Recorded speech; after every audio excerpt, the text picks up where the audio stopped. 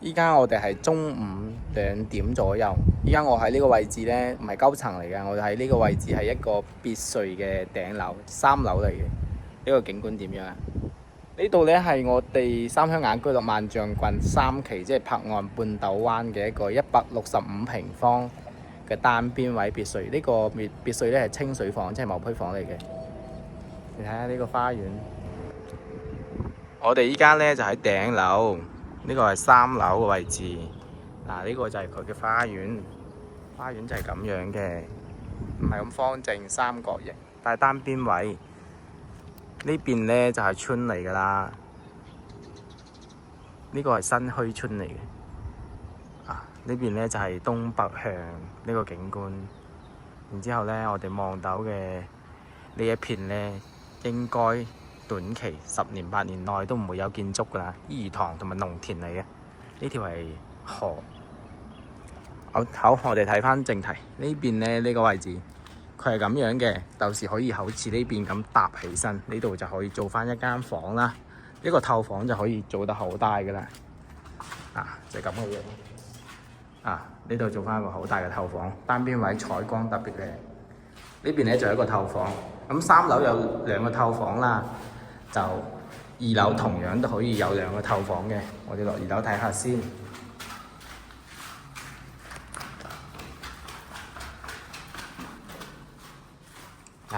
呢個別墅呢，佢就係同189方個之前我發一個係一樣嘅。呢度係搭平佢嘅，咁出嚟有陽台啦。呢邊係東北向，咁我哋正門呢就係西南，但係偏正南噶啦。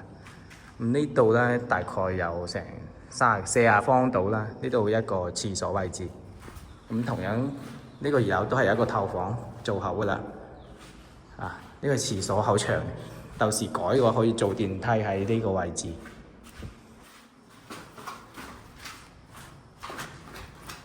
因為有啲裝修好嘅呢，佢改個電梯呢係喺呢個位置嘅，佢改得好靚嘅。然之後佢呢個透房嘅廁所就喺呢個位置，咁電梯喺呢個位置啱啱好。咁佢1樓就係咁樣噶啦，呢邊係廳，咁廚房喺呢邊。打咗佢嘅話，咁廚房同埋餐廳係一體式嘅，咁佢就會闊落好多。呢邊就有間房，呢個係1樓嘅廁所喺樓梯底嗰度。1樓個房就會細好多，但係老人家住或者客人住係足夠噶啦。呢個花園係咁樣嘅。呢個花園其實佢通後邊嘅，到時喺呢度開個門出去就通後邊嘅。OK， 我睇翻出去。呢個花園有三角形邊位嚟嘅。我哋睇真實啲下，所有嘢都影俾你哋睇。3期呢條路呢係會窄少少嘅，比2期咁樣就睇到啦。依家你睇下佢嗰2部車係咪先？2期呢好明顯係闊啲嘅。我哋睇翻呢邊，佢外立面就係咁嘅樣啦。之前係冇擺垃圾桶喺度嘅，依家唔知點解又擺咗2個垃圾桶喺度。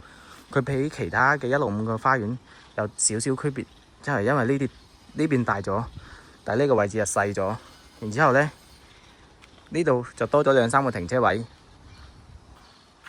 呢間屋呢，依家165平方，佢就放緊238萬，可以傾啲，應該空間唔大。